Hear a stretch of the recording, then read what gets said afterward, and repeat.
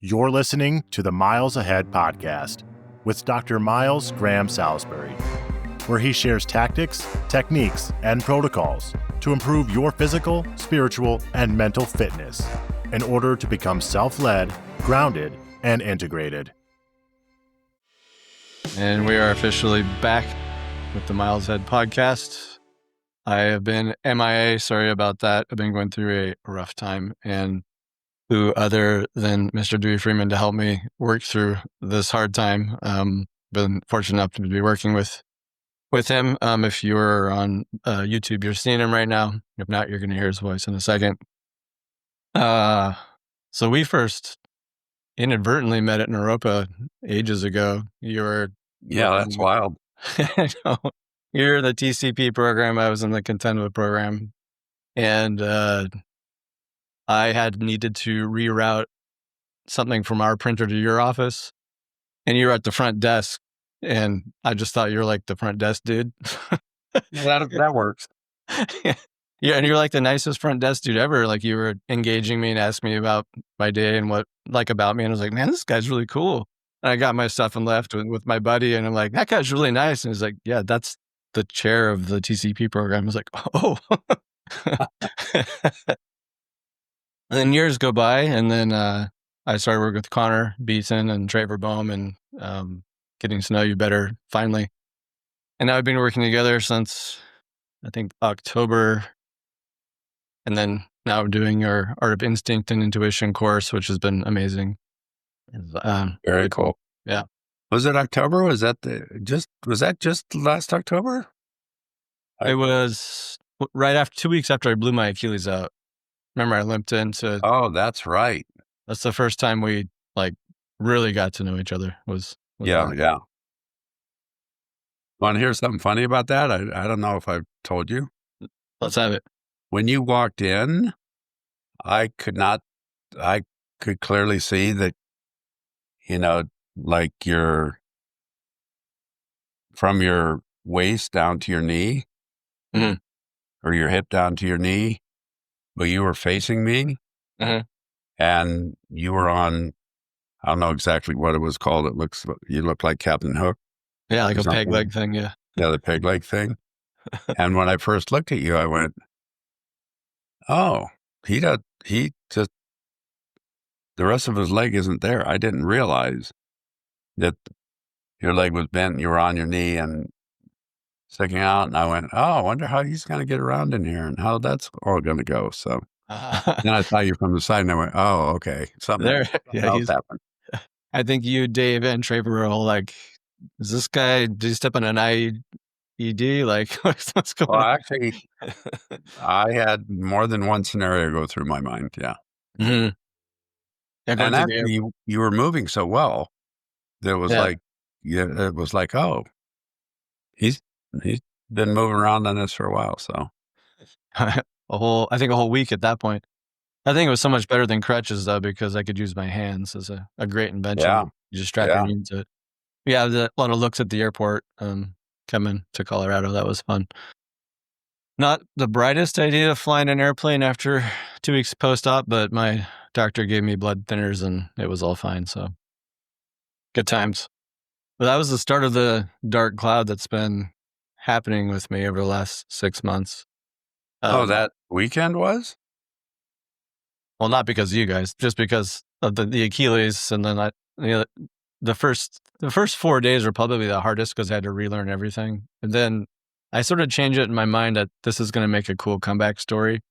And a lot of the funk left. And it was just like, let me just do the rehab and things like that. Mm-hmm. Well, more recently, I've had a just god-awful, cruel creation of Satan sleep disorder return, where when I'm right about to fall asleep, I get this adrenaline rush and I burst awake. And it's either a brain zap from medications or it's this thing called hypnagogic myoclonus, which sounds like a psychedelic death metal band name. What people don't know is that we're starting a band. This is the intro to that band. Yeah, it's a great title. That's what the neurologist said he thought it was. And like, it's a what?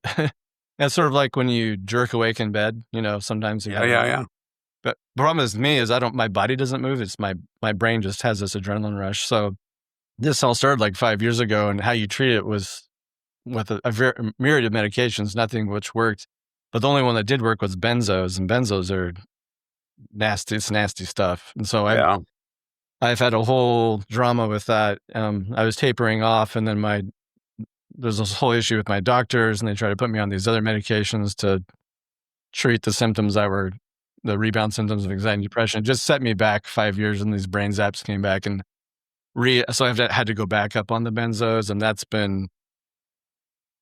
I have a newfound respect for people that have going through psychiatric medication issues, mental illness, psychosis, addiction stuff. Like a little peak under the hood. I mean, nowhere near as bad as that, but like I've never felt like the day that I had the withdrawal symptoms, I felt the most anxious and the most depressed and the most depersonalization feelings all at the same time. I was sort of in a frozen state. Wow. Really, really scary. But then, I mean, I'm sort of recalibrating now, much better than that. But it was pretty wild. And then about 2 weeks after that, one of my friends died of a heart attack.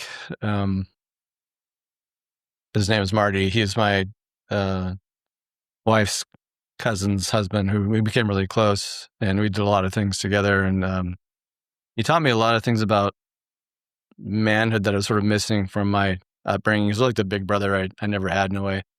And I had the honor of being a pallbearer, and there's something like literally burying your own friend. Like I lowered him into the ground. Wow. It was really surreal. And then he was Air Force veteran, so the Air Force Honor Guard came, and they did the whole flag thing and the salute and taps, and it just makes me choke up thinking about it. It's really the way they do that, so respectful and so amazing. But it was very sad. But all this has happened in the last 6 months. Has been pretty rough. But so going through a hard time. Foundation out from under you. Yeah, absolutely. Literally. Yeah. So the main point of the podcast could be how to get through a hard time, and then is that maybe how do guys do that differently than women? Then I have all my Dewey questions for you and stuff that I want people to know about you, because you are sort of like Gandalf up in Mount Doom somewhere fighting Sauron. Maybe that's what I should name my ranch instead of that. We have a number of names for up here, but Mount Doom. I think I'll refrain from that. You're fighting Sauron. You're not in Mount Doom, but yeah, I sort of see you as that elder Gandalf or Yoda sort of type of person that I think a lot of men are missing, or at least a father figure or grandfather figure in their life that they never had. Certainly for me, that's sort of been the case. Maybe my dad is here, but I never met his dad. His dad died on his first birthday in World War II, so there's a lot of father wounding going back. I have 2 fighter pilot grandfathers, both who died, one in Vietnam, he survived Vietnam, but Agent Orange got him after. And my dad's dad was a Corsair pilot, Naval Academy pilot, and got shot down on my dad's first birthday. So he's got a lot of father wounds. So where does this carry down? There's a lot of guys out there with father wounds. And so working with you, I've already gotten a little bit of that flavor of what that could have been like in healing. And I think a lot of guys that may be listening to this podcast, it could be helpful to get a flavor of that from you, and also maybe work with you at some point, especially with the Uncivilized group, Man Uncivilized, and Connor Beaton and such. So and the Man Talks. Yeah, Man Talks. One of the things before you go on is I'm actually reading a book right now called Unbroken. Oh, right. Have you read that book? I've seen the movie, but I have the book. I've been meaning to read it. It is mind-blowing. Yeah, absolutely. Yeah.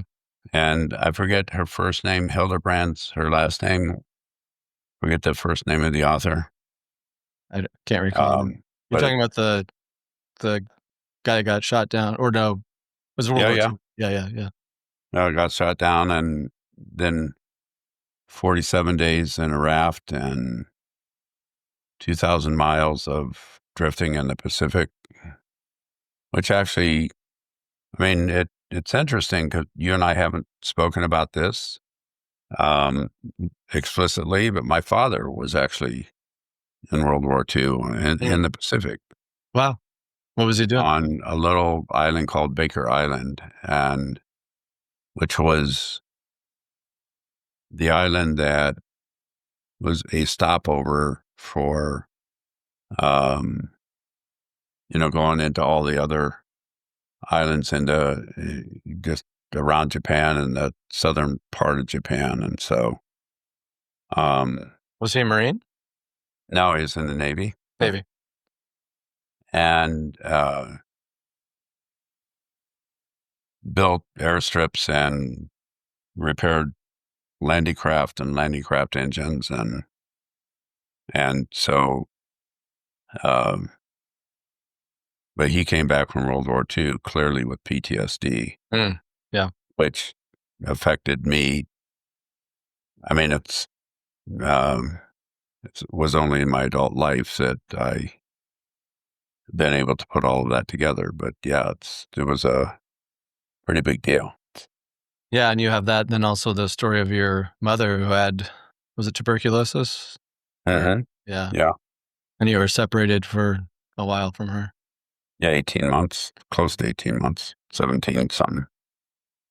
So Which, interestingly enough, I was going through a bunch of stuff because old files and stuff, and I found newspaper articles about when I was reunited with my mother and the rest of my family. So, but the reason I'm speaking of all that is, that father wounding or loss, or maybe even sometimes a feeling of abandonment, even though when our fathers have gone through really horrible things, we may feel abandoned, and it may not be just that. So, and maybe our fathers are struggling mightily with their experiences in life and in the world. Yeah, it's stuff gets sort of passed down.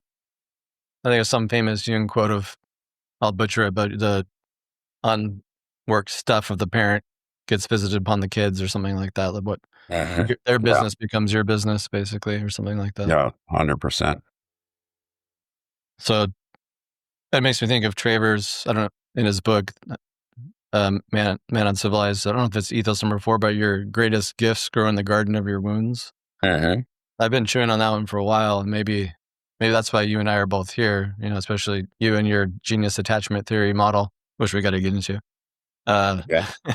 You were born into attachment wounding. Maybe that's part of the garden that's of the gifts that are growing amongst many. Yeah, and I think that we don't always know. I mean, clearly I was in my early to mid 20s before I was even able to start looking at any of that. I just thought something was wrong with me, or I was on the crazy side, or where I would do really, really well, and then something would happen and I would snap, and just huge amounts of rage and anger would come out. I mean, fortunately, I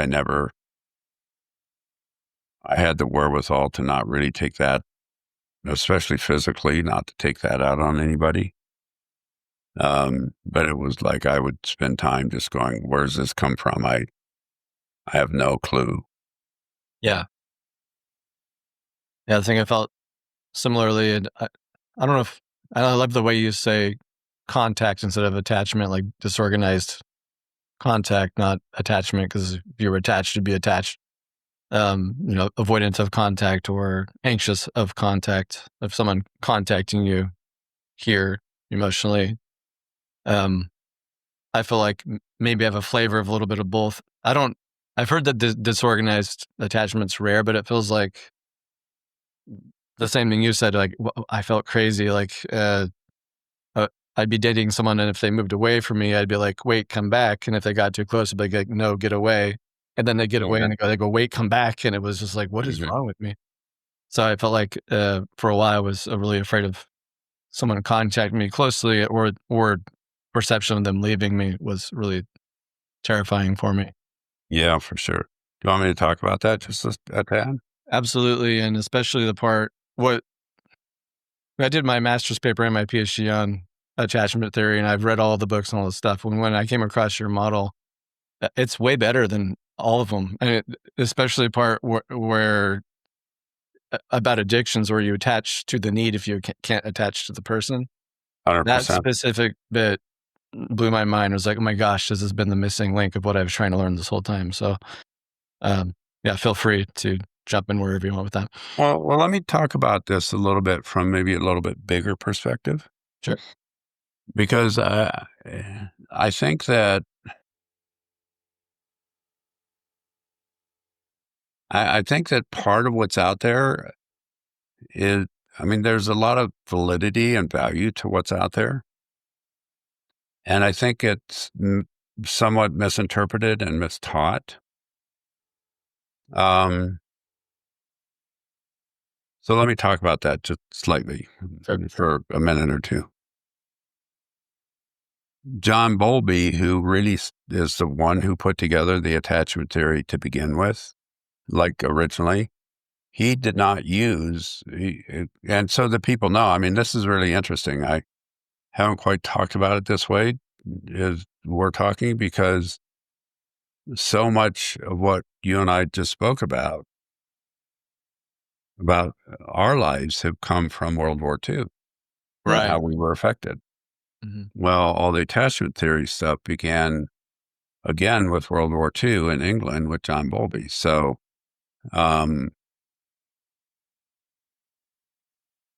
it's sort of interesting how impactful that war was and still is. And that, perhaps a lot of people are thinking, well, that was, 1945 when it ended, and, it's 2025, that's 80 years. But that really is still affecting, interestingly enough, both you and me.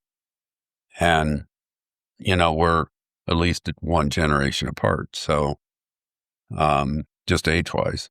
Mm-hmm. But when Bowlby started, he did not start with either avoidant or anxious attachment. That's not what he spoke about. He actually spoke about hyper or hypo activation. Interesting. So when he talked about hyper activation, that's what we're not calling anxious.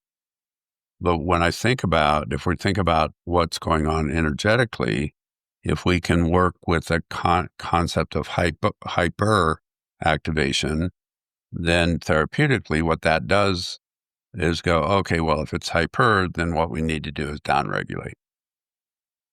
If and Bowlby also talked about hypo activation, which is what we might call avoidant, and or what we are calling avoidant. I'll talk about how that came into that terminology came in, is that if we're hypoactive, then part of what needs to do is that the energy needs to come up to regulate. So we're really talking about regulation in relationship as much as real attachment. So Bowlby didn't even talk about the disorganized attachment. Where that came from was Mary Ainsworth, who did all of her strange situation experiments, which I think was also brilliant. And Mary Ainsworth actually brought in, she switched the name of, the hyper attachment or hyperactivation into anxiety and hypoactivation into avoidant. But to me, those, when we talk about those in that sense, if I say I have avoidant attachment, that becomes a noun instead of a verb. Versus if I say right now I'm working with a hypoactivated process, then it's a verb. So there's a fluidity to it. I love that. It's not frozen in time, solid, static. Right. Yeah. And it's not a label. What we're doing is we're naming a process versus labeling a person. Mm-hmm. So, and the same way with, if we talk about hyper activation, we're labeling a process instead of labeling a person. Because as soon as we label somebody, then we're objectifying that person. Yeah. Mm-hmm. And then we get ourselves stuck there, Mm-hmm. or at least potentially get us stuck there. What Ainsworth also found out was that in the strange situation, experiments that she was doing was there was a push-pull with some kids where it was like they would go back toward their caregiver, but then when they got close, they would do, the come here, go away thing that you just spoke about.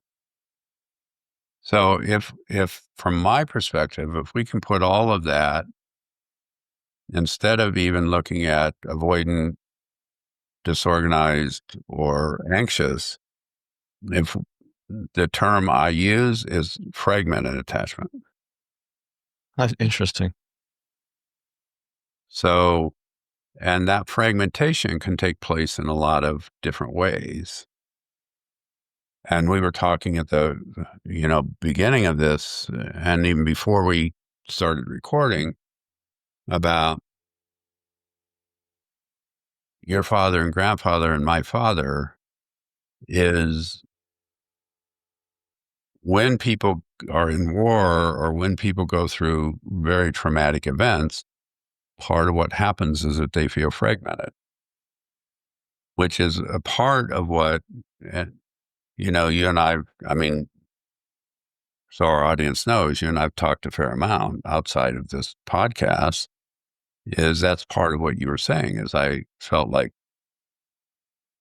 my insides were fragmented. Not that you were mentally ill or not that you were fucked up, but it was like things just weren't clicking. There wasn't an integration. So, and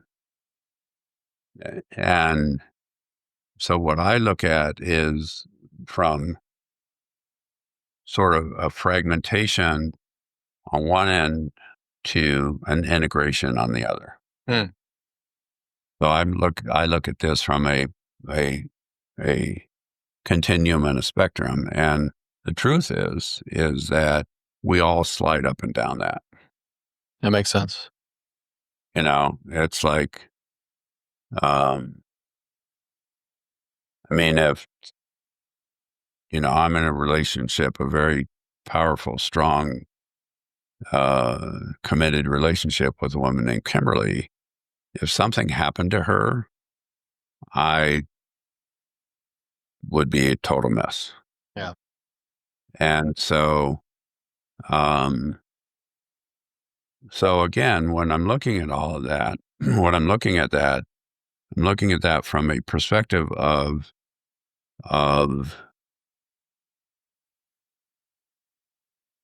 that whole process being a fluid,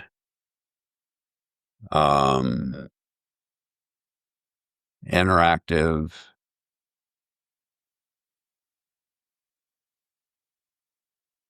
dynamic process instead of a thing of where we're at. And I do think that sometimes we, the other thing that you brought up is, instead of looking, I use the terminology of fragmented and integrated. And within that, what I look at is the whole concept of contact within that perspective. And today I might be able to make contact really well. because I feel pretty integrated. Something else might happen, or I may be exhausted, or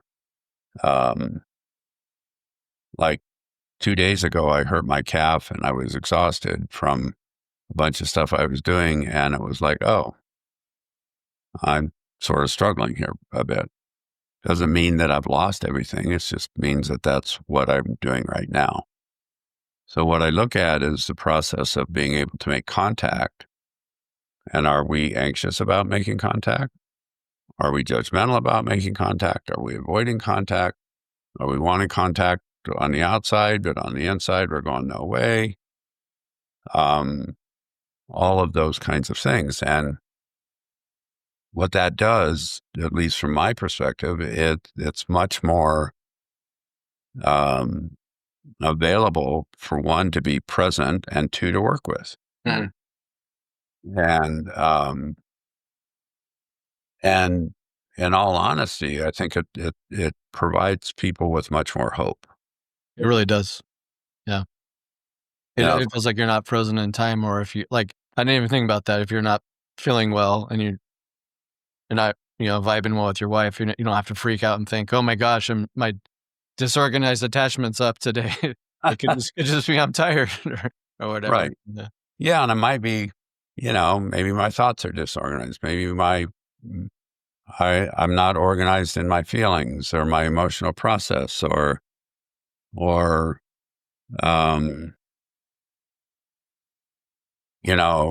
like when you hurt your Achilles, that became the forefront. It's not that there was something wrong with you, but it just became the forefront because that's what happens. Mm-hmm. And so the other piece with that I found to be really valuable, like in looking back, for instance, with my father and my mother both, is that their experiences in life were experiences that would probably make anybody in the world feel fragmented. 100%. Yeah. And when I look at it, my father was in the Pacific on Baker Island. They got bombed. He was building airfields. He was repairing landing craft. And he also got really sick. He got dysentery to the point to where he had to be shipped home and hospitalized, and he lost all of his teeth. They all rotted out. Whoa. Oh my gosh. And then he fell in love about 2.5 years later.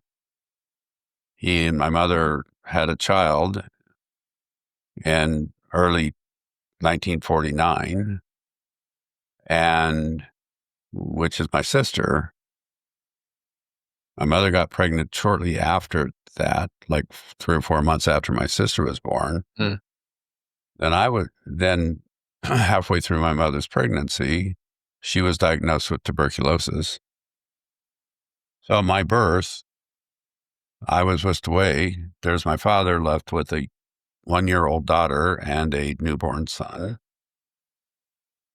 whose wife was maybe going to die. And which, at least in my view, that would fragment anybody inside. That would be very hard.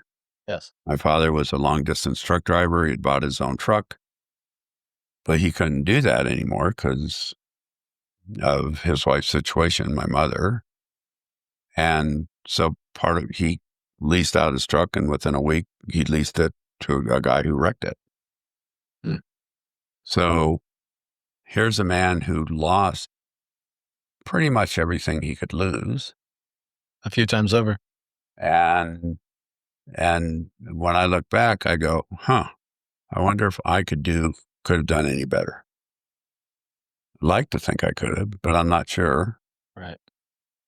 And the same way with my mother, who literally, couldn't hold her son and was wondering whether or not she was going to die. And in 1950, the antibiotics to cured tuberculosis had not been put together or discovered yet. And so that level of fragmentation in there, when I look at all of that, I see all of those situations as situations that are fluid, and just the same as, a situation that you've experienced. It's a fluid situation. You're not this kind of an attachment issue. That's not who you are. It's not who any of us are. And so if we can start looking at attachment and this whole process as as a verb, and I've even thought about changing some of the language I use. Instead of calling my stuff attachment theory, I might call it attaching theory. Genius. And because we're doing that all the time, we're in the middle of that literally every minute of every day of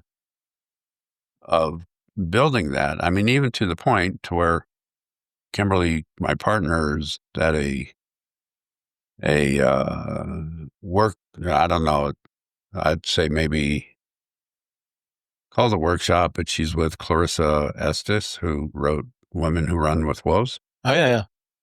And she's up there for 5 days. So, and we'd been camping, and she took off and went up there. I came home and unpacked everything, and then I pulled a muscle in my leg. And so I've been gimping around, and, and I'm still like, that's still a whole process of what is my process here around working through stuff? What is my process of working with our horses and taking care of stuff that, we run a small ranch that it's really at least a 2-person, if not a 3 or 4-person ranch. Yeah.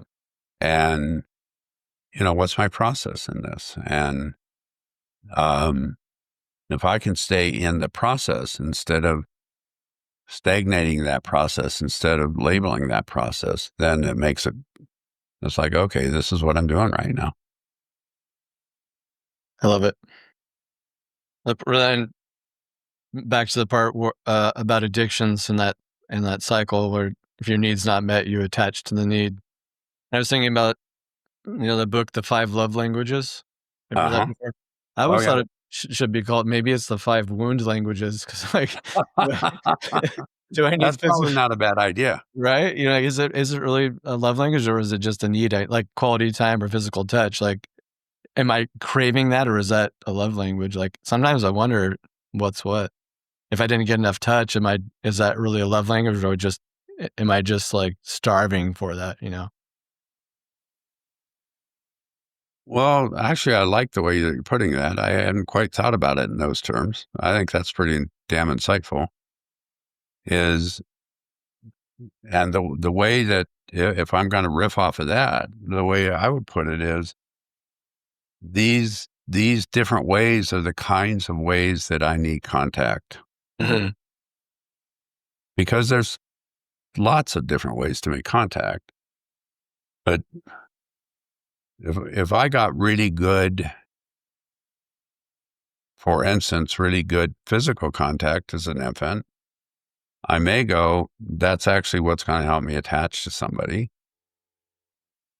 Or I may go, I got that, but actually I need some other kind of contact.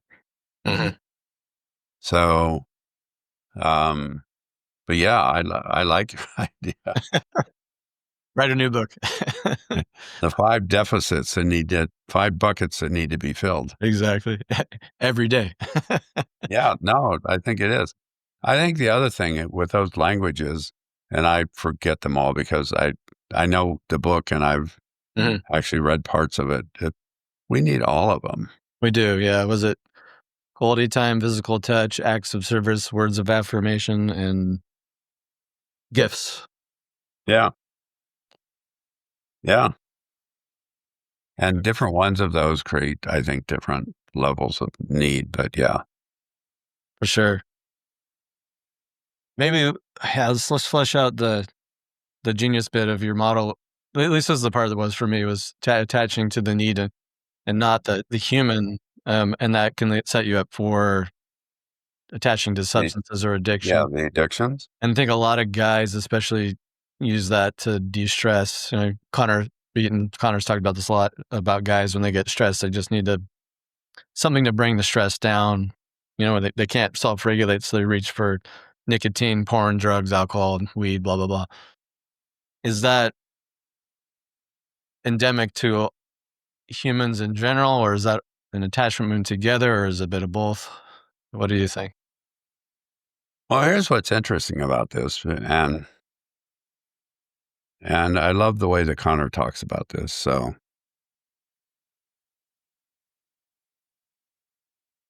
the general categories that I speak about, all right, I've actually been talking a fair amount this morning, so let's hydrate. Prost. Hydrating. Our food, which is what your one piece you're sort of alluding to, touch, and movement. Mm. In utero, we get all of those three things all the time. Mm. We're being fed through the umbilical cord, we're being held, and we're always being moved. I mean, even when our mothers are asleep and she's breathing, and so we get this rhythmic movement. Yeah. Those three needs continue after birth. And I think they expand. Food is on a continuum. It's still food, but it's also nurturing. And nutrients and nurturing come together. I mean, they're the same root word. Yeah, it's true. Touch is, we need that, but that also can be expanded into contact.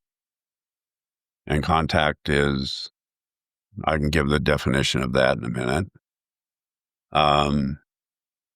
So we can get touched by somebody making eye contact with us. We can get touched by people go listen to a piece of music and go, I mean, I was just listening to this one piece of music last night and started tearing up. Yeah. Happens to me all the Here time. alone. I mean, me and my horses and the coyotes. Yeah. And then movement is not just physical movement, which we all need, but it's also emotion, which is, emotion to me is a movement of energy through our bodies. So when we feel happy, or we have anger, we feel angry, or we feel sad, you can literally see energy going up and down through our bodies. And when we as infants bid for those three things. We bid for food, we bid for touch and movement. And all of the ways those things get expanded. When we're given that food, touch, and movement in contact and relationship by our parents, then we attach to the person giving those to us, which is the preferred move. Yeah, that's what we're designed to do. That's what we're wired to do. But we're so wired to attach that if we're given food, touch, and movement, and this is what Bowlby was brilliant at looking at, because part of what was happening, the way he came up with his theories, is all of these orphans Oh, right. Yeah.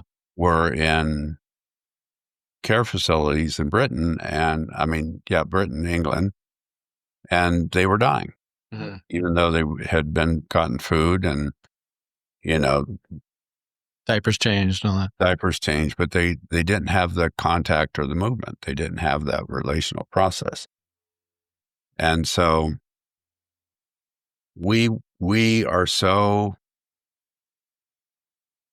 and I don't care what word you use, designed, built, or wired, or evolved into wanting contact, wanting attachment, that if we don't get it from the people that are giving us food, touch, and movement, we will actually attach to the food, touch, and movement itself. We got to get it somewhere. Yeah, we definitely got to get it somewhere. And that's what addiction is from my perspective, is we are, most of the addiction stuff it's very predictable. It's like, I know that I can come home and drink 6 beers and I know exactly what will happen. Mm-hmm. Which means I don't have to be anxious or avoidant. Right. I don't have to have, hyper, hypo, or a mix of those activations. Mm-hmm. It's like, I know what'll happen. Instead of co-regulating with a human, you're sort of co-regulating with a substance. Right. But that can happen with everything. It's not just a substance. It can happen with work. If I am addicted to work, I know exactly what'll happen. Mm-hmm. Working out? Yeah. If I'm working out, I know exactly what'll happen. If I'm, a lot of, for instance, Olympic athletes or really high level athletes are addicted to all of the chemical processes and that behavior. Mm-hmm. And they know exactly what's going to happen. Mm-hmm. Same way if I'm addicted to porn, I know exactly what will happen. Seems like it's a measure of predictability too. You want that to be predictably coming, just like a parent would. And you feel safe. Exactly. Yeah. Yeah. And so, because what I was going for as an infant, and this is where what I call a somatic interject, which is we learn it without words and we feel it in our body, is if we're laying in our crib and we don't get attended to, and before I say what I'm going to say, I want to say to all parents that you don't have to be perfect, just so they know. But don't do the cry it out method. Yeah, don't do the cry it out method. That won't work. That'll set somebody up for sure. Yeah. But if we only have so many choices, and so that's what we go back to. We end up feeling like, even as adult men or women, or we don't feel like we have a choice. We don't feel like we have a choice to say to our friends or partners or caregivers or, husbands or wives or whatever relationship it is. We don't have a choice to, and oftentimes we don't have the ability to wait. Interesting. So, and we don't believe that if we wait, we're going to be, that anybody's going to come. Like soothing is coming. Yeah. Right. And there's actually a place where it's actually called contingent eye contact. Have you heard of that before? I'm trying to remember where that came from. I think it was, trying to remember if it was Bowlby or somebody after him. One of the things that where we connect so well and so deeply is if we as caregivers or parents are making eye contact with our babies, we're the one who we're initiating that. Contingent contact, it's actually called contingent eye gazing, is when we wait for our babies to look at us. And so we're eye gazing and it's contingent on them leading it. So like attunement comes into play, I'd imagine here. 100%. But just think about this. If either one of us are little babies and we start gazing at our mothers or fathers, and then our mothers and fathers respond to that, that sets up an incredibly powerful process where a baby begins to learn that they have power. And that they will be responded to. And safety and trust and all the other things. All of everything that follows all of that. Absolutely. So, and in the research, that only needs to happen 6 or 8 times a day. And a lot of times that contingent eye gazing is only 30 to 40 seconds. Because, babies look away or babies close their eyes or sleep. And then they want the breast or they want their diapers changed but that seems to be, at least in some of the current research, that seems to be one of the most important pieces is that contingent eye gazing of knowing that we will be responded to. Mm-hmm. Doesn't mean that parents can't initiate that too. But that contingent eye gazing is a really big deal. It makes sense. And it also makes sense for maybe mothers or fathers who aren't really good at attunement that will maybe force the eye contact on the baby. Like, well, what do you need? And let me look at you. And like, it just gets like this smothering sort of, Yeah. it's like, it's the wrong order of operations. I can imagine that happening too. Or just flat out, just mom on the phone looking over here while the baby's on the breast. Like 100%. That's not good. Yeah, 100%. And just think, I mean, even when I think in my relationship, and I'm going to guess in yours, what it's like to have our partners initiate that contact. Doesn't mean they need to do it all the time. It doesn't mean it has to be 24/7. But when Kimberly initiates contact, it's like, oh, that's very special. Yeah. That feels good. So. I love this stuff. Well, I'd be remiss if I didn't now attach this to your work with horses because there's an obvious connection with horse work. I had the fortune working with you at, is it called Happy Dog Ranch? So, remember when it was with the Uncivilized crew? Oh God! I totally remember that and that paddock with all the the medium-sized horse that was just running around everywhere, and you told me to go make contact, and you stopped the other guys and said, "Hey, watch this," and you walked me through a process of how to make contact with this guy who was freaking out. At first everyone was trying to like touch this horse and save it or whatever, and it was just like, get the fuck away. Interrupted other horses. And I guarantee, and just for context for people, it was probably a paddock of maybe an acre and a half. I mean, it wasn't huge, but it wasn't small either. Yeah, it wasn't. But there would be no way that, I mean, if we would have tried to confine that horse, there'd be no way that we could have. And didn't you find out afterwards with the family or having dinner that it was actually a Mustang? Yeah. Which is a wild horse. And it's a whole other level of my gratitude towards you for helping me work with this guy. I felt so much healing and kinship with this guy.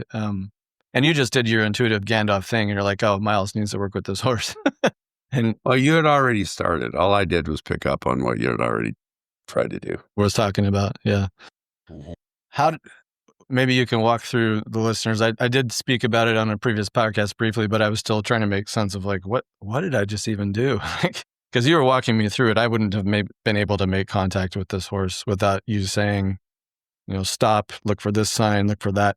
What are these tells with horses, and just kind of walk, maybe we can go back in time, walk the listener through what you were asking me to do. Yeah.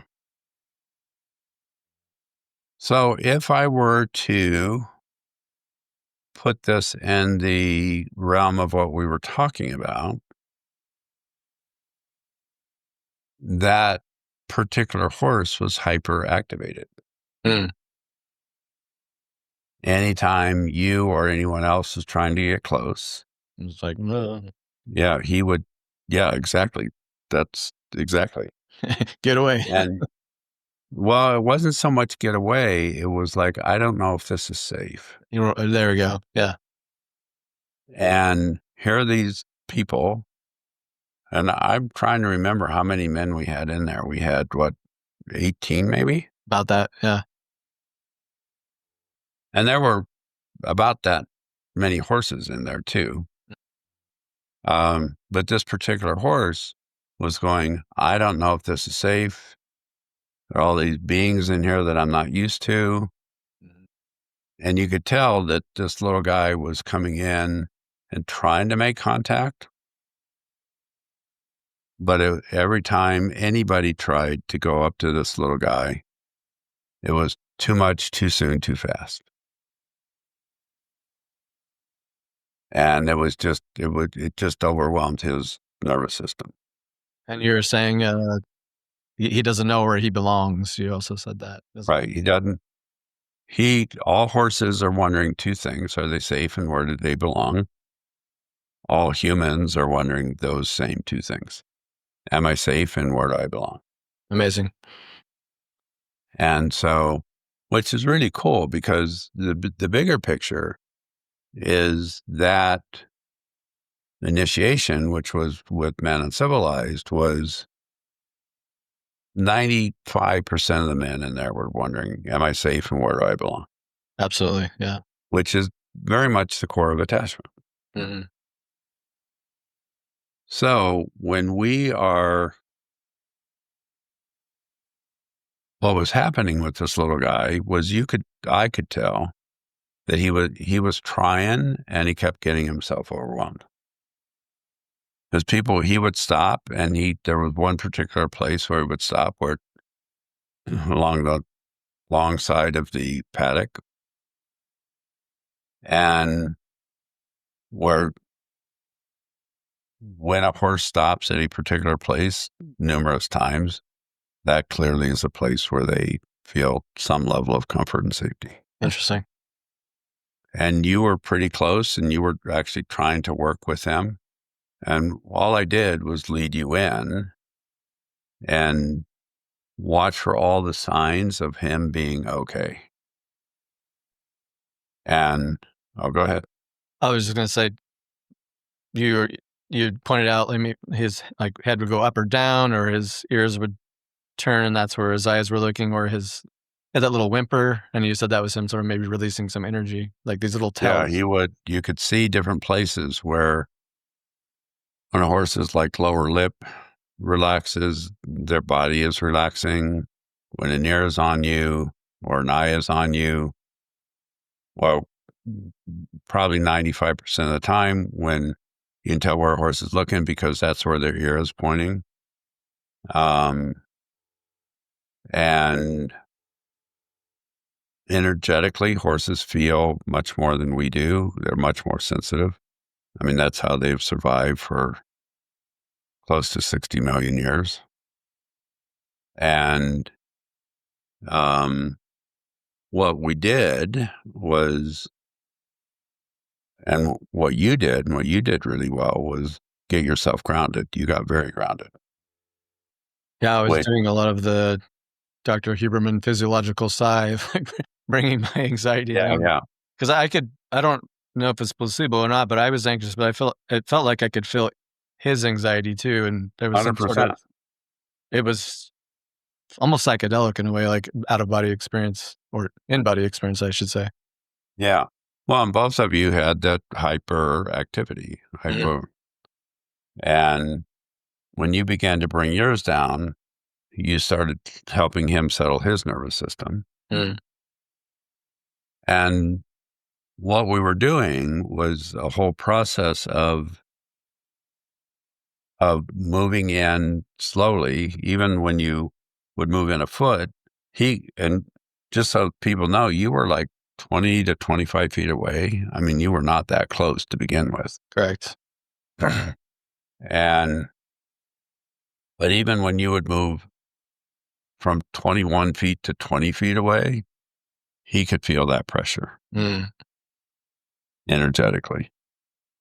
So when you would stop and allow yourself to be grounded, that would release the pressure. And you could tell by him lowering his head or the little whimper thing he was doing. Yeah. Like lowering his head, his eyes relaxing. You could see like his haunches relax. And he started moving away from that modality of where he was like tensed up and ready to bolt. Mm-hmm. And so each time you would move in, we could watch for signs of him softening or him relaxing or him actually having fluid contact with you. Mm-hmm. Because when somebody is ready to run, there's not much fluidity in there other than get me the heck out of here. And so he started moving from a frozen state into a fluid state, which is what we were working on. Okay. You were able to go from, and I don't think you were nearly as frozen as he was, Right. but you were able to go from a tense state to a more relaxed fluid state. And so you were able to move in. Sometimes it was 6 inches at a time. Sometimes it was a foot or foot and a half at a time. But when the pressure would be so high, you could see he was getting ready to go, okay, I'm not sure what's going to happen. And you backed off.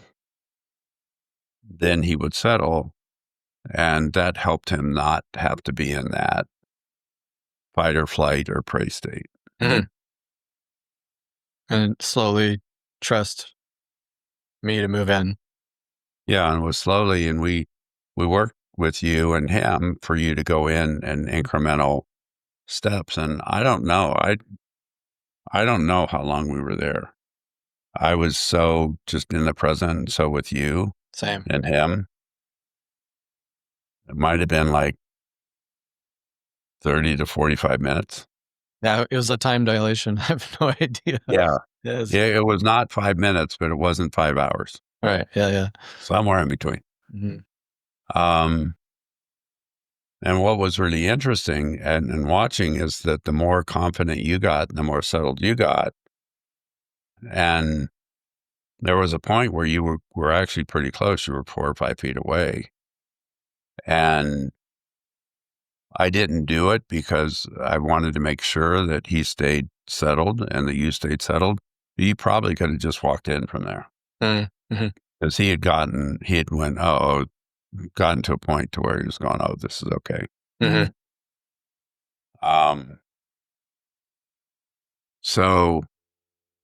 So all we were doing, I mean, this is a place where I talk about stuff like this being simple but not easy, is just moving in, watching for a reaction to the pressure, or it was actually we were watching for a reaction to the contact. Yes. Yeah. And if there was contact and he went, and numbers of times, all we had to do was just ask you to wait there and stay in contact. And when he could feel that, he would go, and then you could see him settle. And then we would essentially do that again to the point to where he's going, oh, this contact actually feels pretty good. This is actually what I really wanted, but I was afraid of it. Because when you got in there, he really, he stayed with you for a long time. Oh, yeah. You just had to scratch where they can't get and it feels good. And yeah, give him the horse hug and all that. Yeah. And then when we were working with another horse, I can't remember who it was. Maybe it was Traver and the horse. He kind of followed me after that, which was really interesting. Once he found out that he was safe and you were okay and he could belong there, he actually made a really sweet attachment to you. And it was like, oh, finally, there's somebody I can follow and be okay. So here's a leader that's really good for me. Which made me feel terrible when I had to leave. It's like, now who do I got here? But I'm sure that he would probably find some horse or horses there that he would be able to attach to, I'd imagine.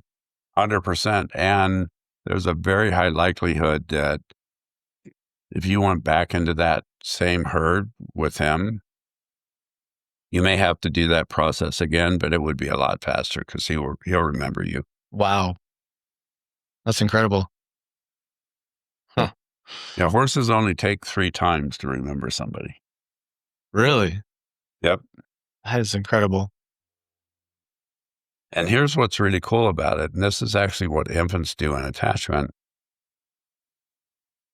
is we as adults try to attach through intellectualization, through talking, through sometimes through our breath, et cetera, et cetera. Well, horses, they're 2 primary things. And the way that they communicate is through body language and smell. Huh. So if you see 2 horses come up to each other, they literally smell each other, but what they're doing is they'll actually blow out air. Their noses will be together, and one horse will blow out air, and the other one will blow out air, and they're smelling each other's breaths. Fascinating. And like when horses, I've seen horses that have been apart for like even a year or a number of years, and they come in, and as soon as they smell each other's breath, they go, "Oh, I know you." And I mean, they know each other in other ways too, but yeah, he would remember you. That's amazing. Not just the cologne I was wearing then. No, they go right through that stuff. They don't care. They don't care. It was also fun to work with your horses. What are your horses' names again? You have the big guy. Well, I have a big guy named Moondash who is sort of a red bay color. I have another quarter horse who's also fairly big. Mm-hmm. His name is Dylan. That's right. And he's flea-bit gray. He's white with little black speckles. And then I have a little white pony whose name is Spirit. So Spirit wanted attention when we were working with Moondash. Yeah. Is it she or he? She. The 2 big guys are geldings, and she's a little mare. She was rolling around a lot. I think she wanted some attention when we were working with Moondash, just playing and rolling. It's like, wow, it's so mammalian. Like, she just wants attention, or she's having fun, or just playing. Yeah, horses get incredibly curious. They're incredibly playful. They remember. And she's gone, yeah, pick me, pick me, pick me. Yeah, that's what it felt like. And actually 2 days ago, I did not ride yesterday because I'd hurt my calf and I wasn't sure I could get on. But the day before that, I rode, and she came up. I was on Moondash just messing around up in the arena. And she came up and wanted in, and everything I did, she followed us. And then I went up next to her and leaned over, because Moondash, for people who knows horses, Moondash is like 16'1" or 16'2". That's how tall he is. Size, yeah. And what that means for people who don't know horses, their withers, which is where their neck comes into their body, is 16 hands is 4 inches. So it's 1 hand, 2 hands, 3 hands, 4 hands. Gotcha. That's how they use. And so like 16'2" is 16 hands and 2 inches. So a hand is technically 4 inches. And Little Spirit is probably, I'm going to guess, 10 inches. 10 hands maximum. So, which means their withers are 40 inches off the ground. or 16 hands, whatever that is by 4 is 32, 64 inches, so 5.5 feet off the ground. It's a big difference. Mm-hmm. Yeah, they're all great horses. It's very fun to be around. They each have their own horseality. They do. Oh, what else should I ask you while I have you here? I feel like with you, I could do like a 15-hour podcast, but also be mindful of your time. You covered some good ground. We probably shouldn't touch it now, but you've been teaching us a lot about the Reichian and Gestalt modalities, which is sort of a lost art form that I hope makes a comeback. And I don't know if it's classified or not to say, but are you writing a book about some of this stuff? Yes, I am. I can't wait.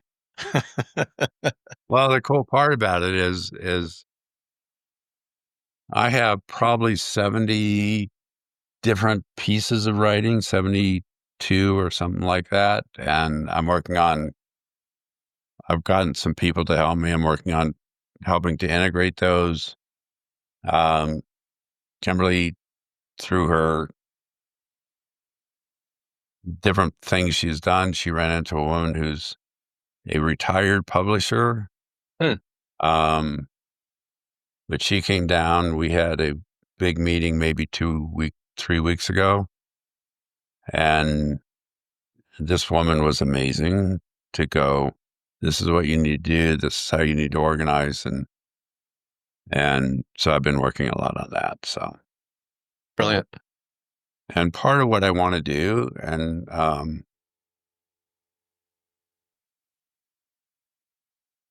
this part is really dear to my heart, is therapy and personal growth have been taken over by, I'm trying to remember the person who sort of coined this term. I can't remember his name. By what's been called the psychological industrial complex. Great term. Which is everything has to be evidence-based. Everything has to be done in 6 meetings because of insurance companies and short-term therapy, blah, blah. Yeah. And the art of therapy, the art of relationship has gotten lost.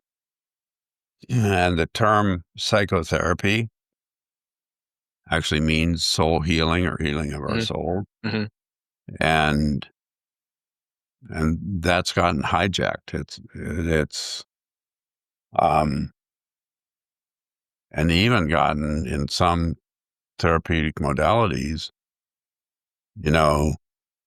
it's called, you have this file in your head and you have this file in your head, or there's in different modalities of where people are talking about different parts. And it's like, I do think that there are different aspects of us, which is a big part of Gestalt, but we're not pre-labeled. Right. Of course. Yeah. It's like, I might say, oh, well, this part of me this, or this part of me that. But whatever I say those are, that's, we're not pre-labeled with certain terms of here's your protector, here's your firefighter. It's just like, we're not that mechanized. Yeah, it's not so cut and dried. It's useful language, but yeah, it's just not like there was a inborn aspect to you. I do like IFS, but I do see where you're coming from when it does borrow heavily from Gestalt and Jungian and other, and probably Reichian aspects as well. I mean, it's useful, but I can see where it can get kind of boxy, where you get really heady and you categorize all these parts, and you have these like people living in your head, and you're stuck in your head. And you're not working with the body as much, where right stuff lives. That could be a hang up. Well, and again, when I talk about fragmented or integrated attachment, there's a lot out there with IFS and different parts work where the goal is not necessarily to integrate. That's interesting. And even Dick Schwartz, and this comes directly from him, because I've heard him say this, is that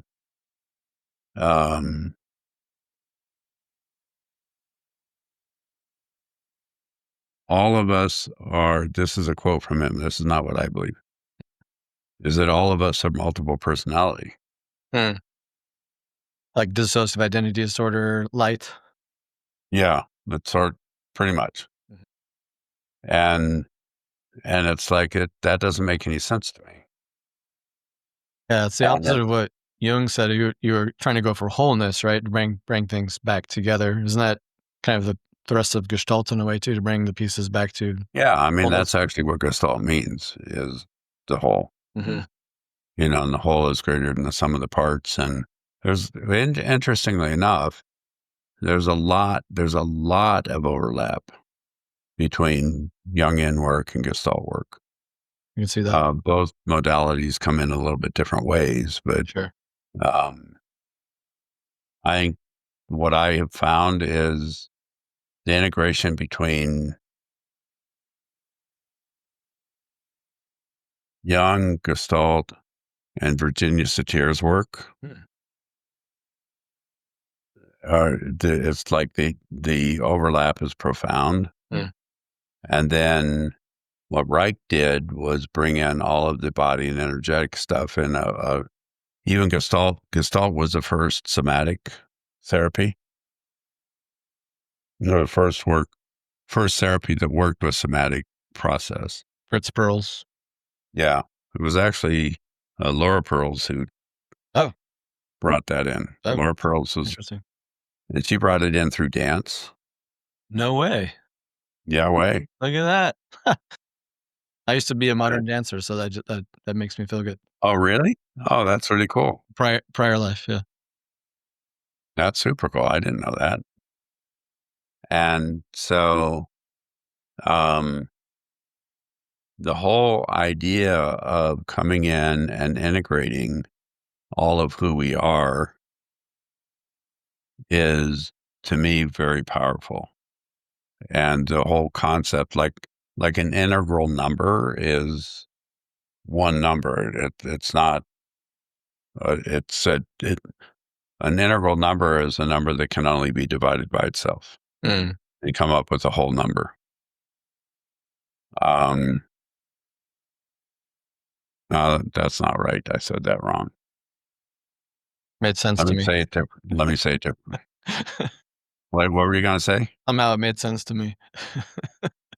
Well, you can divide any number by itself and come up with one. If 2 goes into 2 once, but let me make sure I get this right. You're taking me back to stats, which was not fun for me. All right. Well, my first studying was mechanical engineering and physics, so I should know this. Oh wow! It was 50 years ago. Is an integral number can only be divided by itself and come up with a whole number. Okay. So if you divide, for instance, 4 by 2, you come up with a whole number, which is 2. You divide 3 by 2, you come up with 1.5. Gotcha. Okay.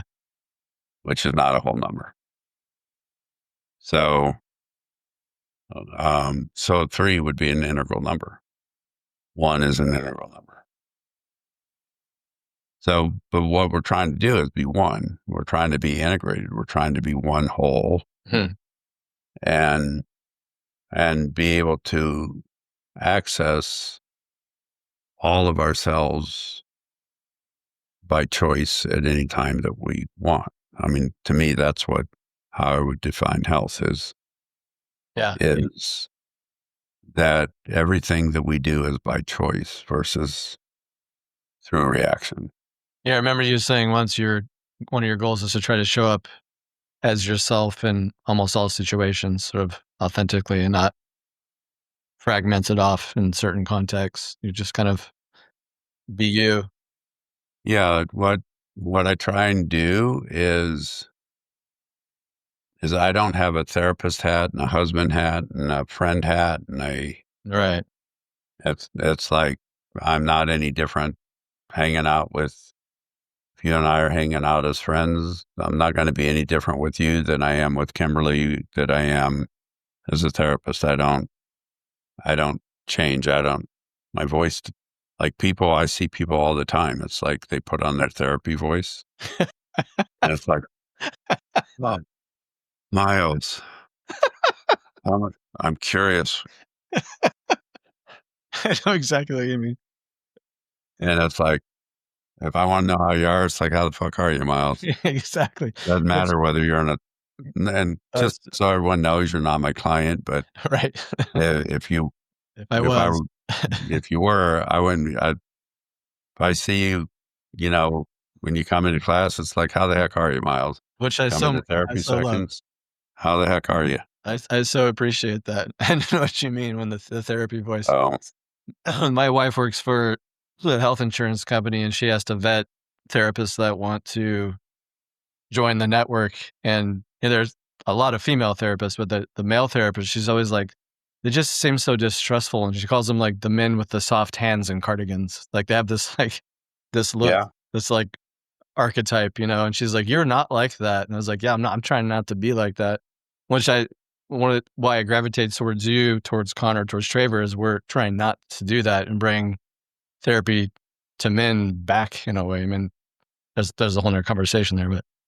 Well, one of the pieces, this is really interesting. And I actually, earlier today, there's a person I spoke with, and this will come out in a different venue, but it's like, and I'll go back to both what Connor and Traver speak to. I really like what Traver speaks to. And one of his first tenet is be unapologetically male. Mm. And I don't do the thing and I don't do it for a bunch of reasons, but Jung talked about masculine and feminine, but he talked about anima and animus. But out there sort of in the therapy world or coaching world, it's like if a man is kind, that's his feminine. If a woman is strong, that's her masculine. And that's not my paradigm. Mm. If a woman is strong, I see that very much as her being a strong woman. And if a man is kind or gentle, that's a man being gentle. Right. That's definitely. And like, if I think it's disrespectful to say to a woman, oh, you're strong and that's your masculine, instead of going, I love your feminine strength. Yeah, that just lands differently, doesn't it? When you say it that way. Yeah.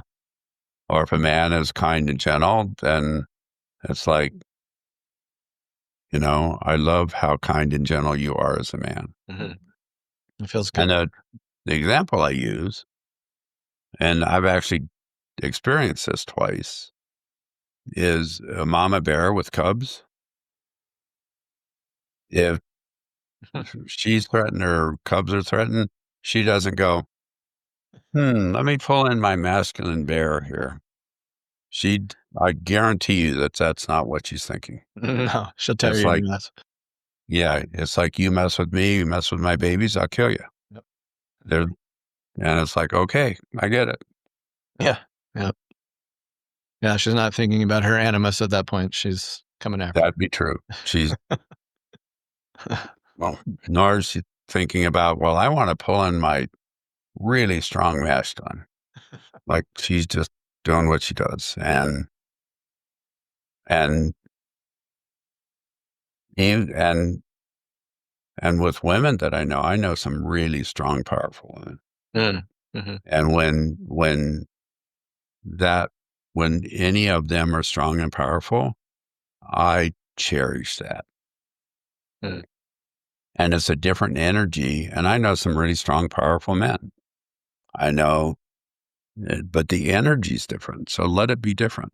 Let it be okay to be different. Right. I know some really kind,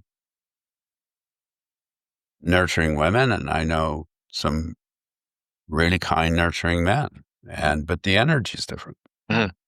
And let that be different and celebrate both. Mhm. And celebrate anything that's in between those. It's okay. We don't have to pretend like it's something different than it is.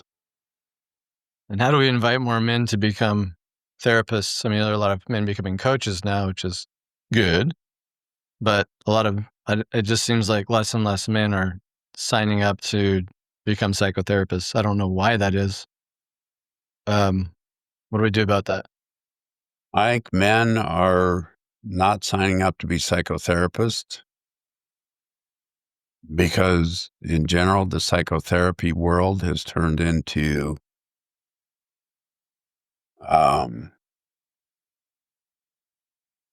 the grit has been taken out of it. Yeah, I feel that.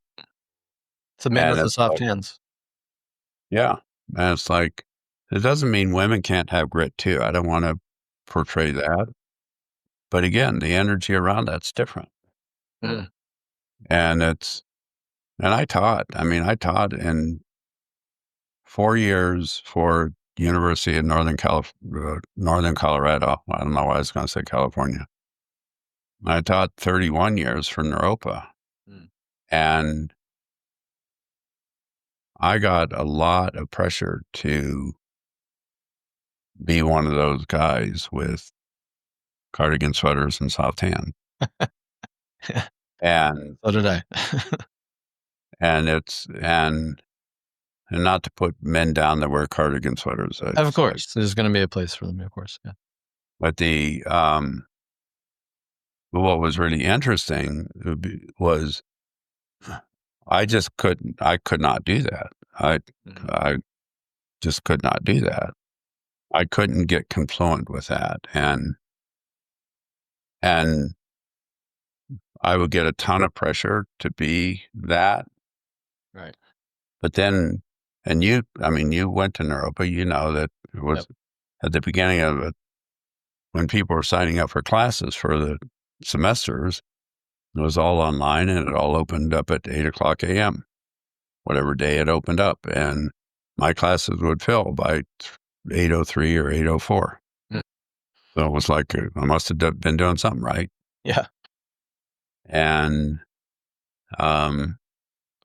because if we as men can bring in a really strong kindness and heartfelt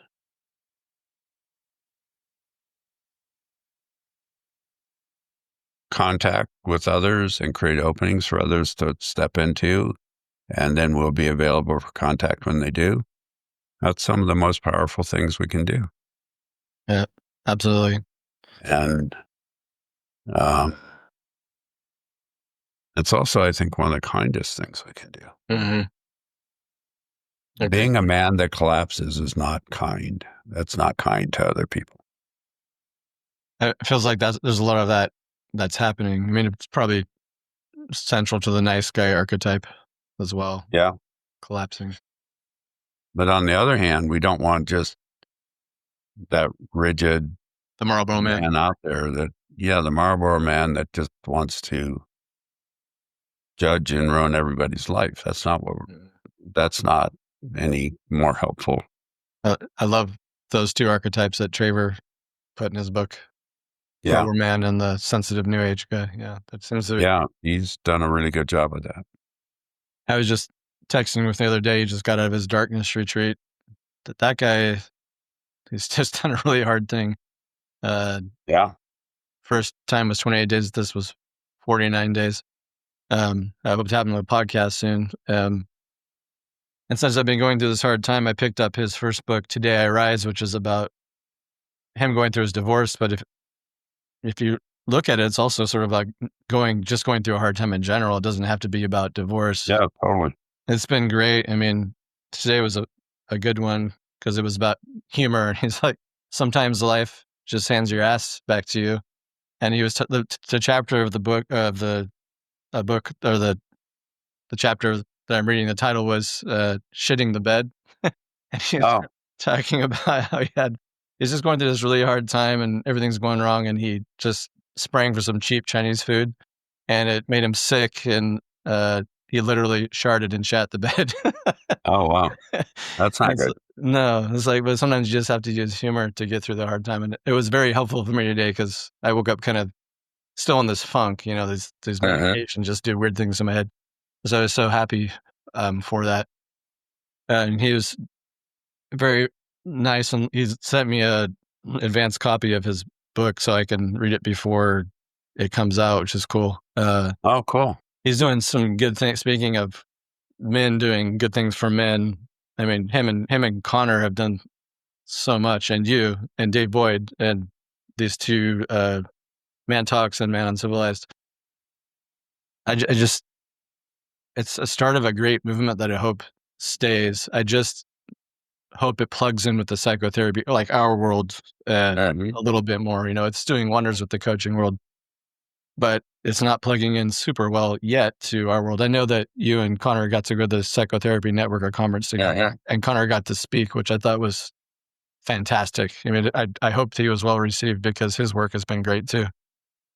I just hope this movement reaches our field a little bit more, because right now it's like if you talk about men's work, you're somehow supporting the patriarchy or something. It's like, we're not putting women down. We're just trying to balance the table here. It's a little bit cattywampus.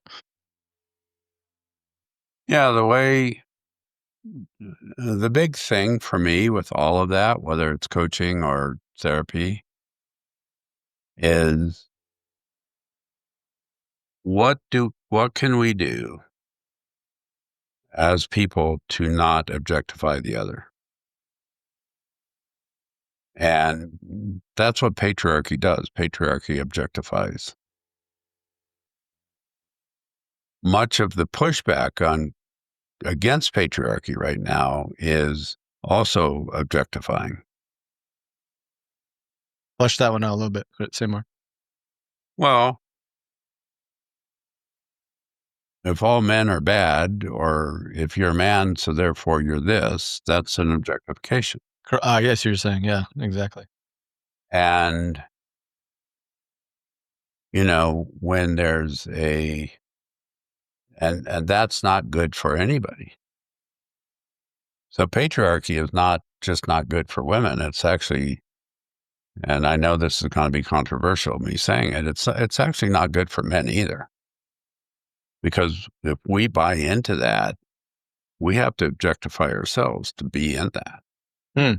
Touche. Yeah, touche. And I just did a thing on Substack.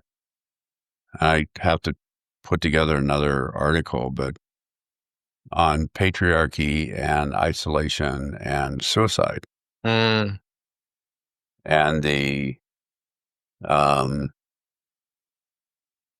and it was prompted by a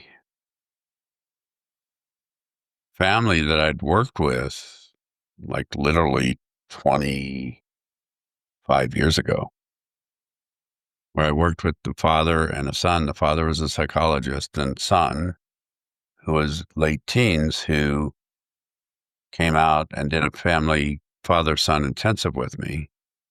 Then I ended up working with the whole family. A few years after I'd worked with them, that son was actually, and nobody was quite sure, but they believed that he suicided. And I hadn't had contact with him for a long time. So I'm just saying that so that people know it wasn't like a week after I worked with him. Right. And then the father actually, and this is heartbreaking, on his 30th wedding anniversary with his wife, he had a fatal heart attack. Man. Then more recently, his wife died of cancer, and they had 3 sons, a middle son suicided. And all of that, it was like, so out of those 5 people, only one person's still alive. And I mean, this was a pretty high level family who lived in the Midwest, and it was like the devastation of the isolation with the father and the 3 sons is like overwhelming. Absolutely. And so, and the level of isolation and suicide among men, and whether it be veterans or first responders or men that just are isolated and lost, it's just, that's, in my view, a result of the patriarchy. It's not good for anybody. It really isn't. That sort of brings us full circle about going through a hard time and how guys may do this differently. I think we do hide out. I mean, I've not even, self-disclosure with what I'm going through. I found myself withdrawing from like the guys that I know more, with like just going into a cave almost, and like not wanting help and not letting people help me, or I don't even know why yet. I'm still trying to flesh out why am I retreating, sort of like an animal going off to die alone somewhere. That's what it feels like, and that is so lonely. That's it's accurate. It's true.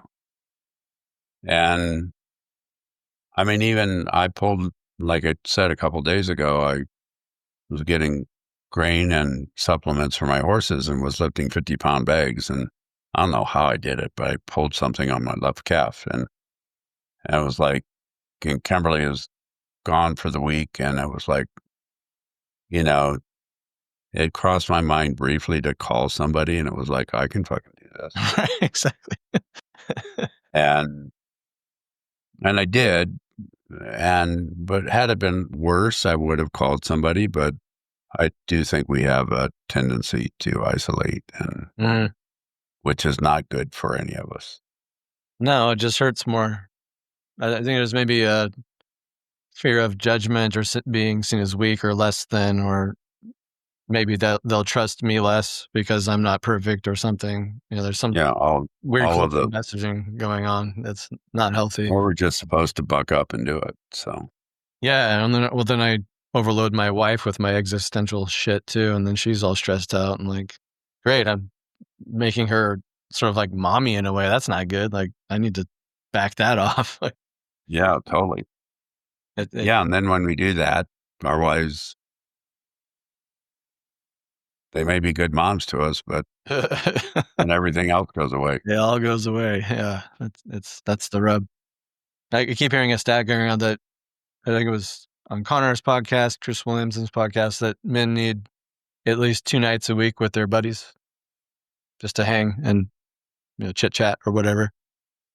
And there's a sort of a male loneliness epidemic going on. I think maybe there's some truth to that.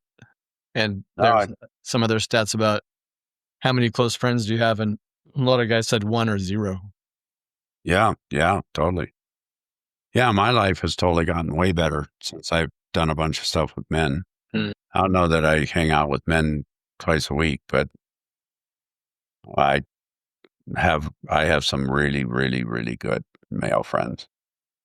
It's very helpful. It's changed my life. Yeah, it's a really good thing.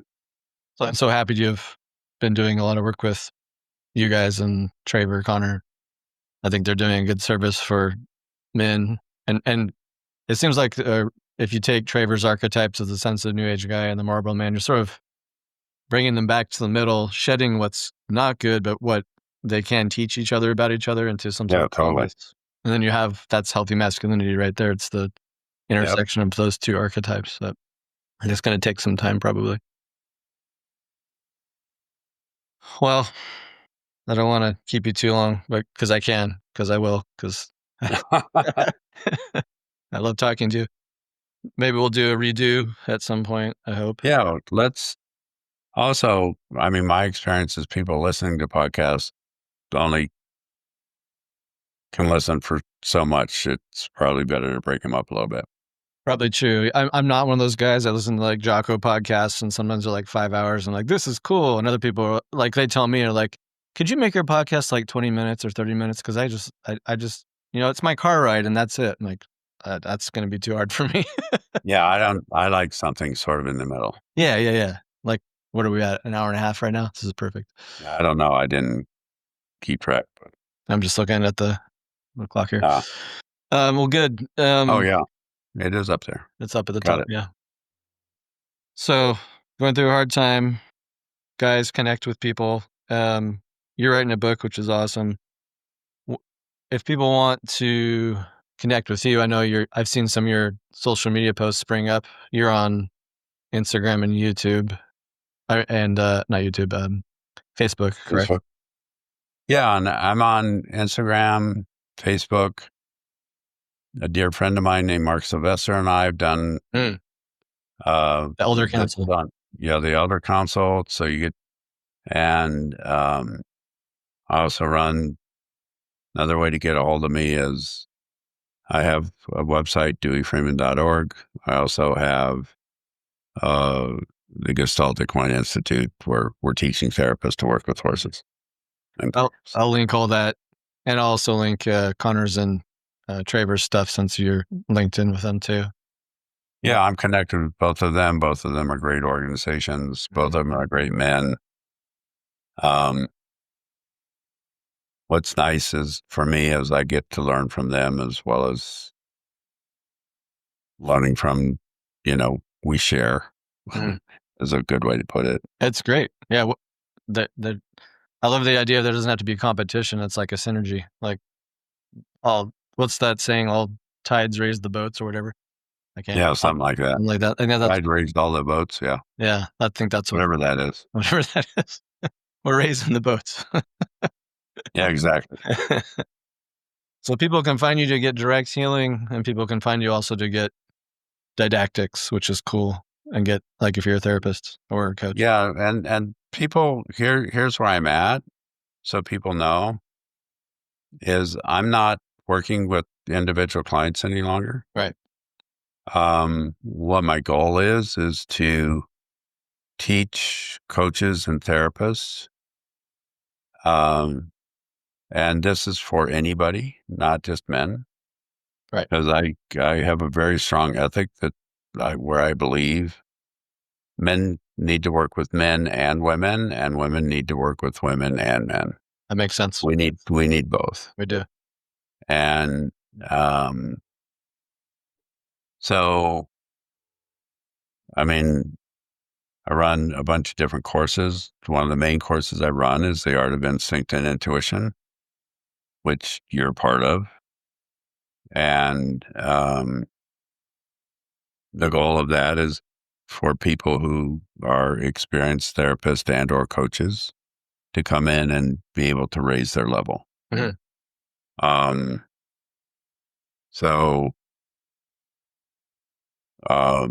And the same way with the Gestalt Equine Institute, I want people to raise their level. Same way with, like one of our other courses is mixing my developmental and attachment model and integrating it with Wilhelm Reich models. And then I'm also teaching various courses on how to work with men, both with Connor and with Traver. Yeah, that's where people, if they want healing with you, would probably find it. But you also do a couples thing with Kimberly, correct? Yeah, Kimberly and I do couples intensives. And we're actually behind on scheduling those right now. So Kimberly is also a therapist, just so people know. Very, very good. We'll have her on the podcast soon, I hope. Yeah, that'd be great. That'd be lovely. I'm looking forward to it. Cool. Good. I'll put all the links in the show notes so people can click away and take the path they need to take. Much gratitude towards you. Thanks for helping me through my little mini hard time. I know pain's relative. There are people going through way worse stuff, but it's been unfun. But just synchronistically, I have you in my life right now. So thank you for being around. Well, and also I just want to acknowledge you, Miles, for one, your vulnerability and your openness with all of this. And also with wanting to learn more as a therapist. Mm. And I would say that I think I don't know that I can think of some things that are worse than not being able to sleep, but not many. Yeah. And so, yeah, don't discount what you've gone through. I mean, you've gone through some pretty tough shit here. So, Yeah. and you're clearly coming out of the other side. Yeah, you've seen me over the weeks. I mean, that makes me feel better. It's hard to see my progress. It doesn't feel like it's gotten that much better, but I guess it has. But yeah, thanks for saying that. And the point of this podcast is also to be relatable. I don't want to be trying to be buttoned up or, like you said before, put my therapist hat on and sound all fake. Right, exactly. Exactly. Not the point of. I've always been open on this podcast, and it's probably also kind of strange for my patients to hear, but I think they appreciate it too. So therapy is not like that. Everybody that we work with needs to know that we're human. There we go. It's so true. It's a hard job. It's a hard job. Yeah, totally. So, you get it. So thank you, sir. Say it one more time. I said, thank you, sir. Oh, you got it. Yeah, I'm looking forward to the next ones. I'll see you next weekend for our course. But if this helped anybody, please share all the things. What does Connor say? Man it forward or human it forward. Yep. And also, don't you guys at Uncivilized Group have a women's retreat coming in October, right? We do. Yeah. So to the women listening, there is something for y'all out there too. And so people know where that comes from is all of the partners and friends and I think sometimes even sisters, wives, when they saw what the men that they were connected to came back with, they were going, will you do one for us? Will you do one for us? Where's ours? And it's like, okay, well, here it is. I could totally see that. Everybody I see, I'm always like, you need to go to Connor or Traver's retreats or both. Like I just hope everybody can do it because it's like sitting with the Jedi Council almost. Like go have the famous, most healing guys in the world, Michael, Gay, and you, and it's just like absolutely healing and amazing. And then the part with the horses is just, you can't beat it. It's just absolutely incredible. So that's my hope for everybody. Great. Thank you so much. You got it. All right. Well, I'll see you next week, and to be continued. To be continued.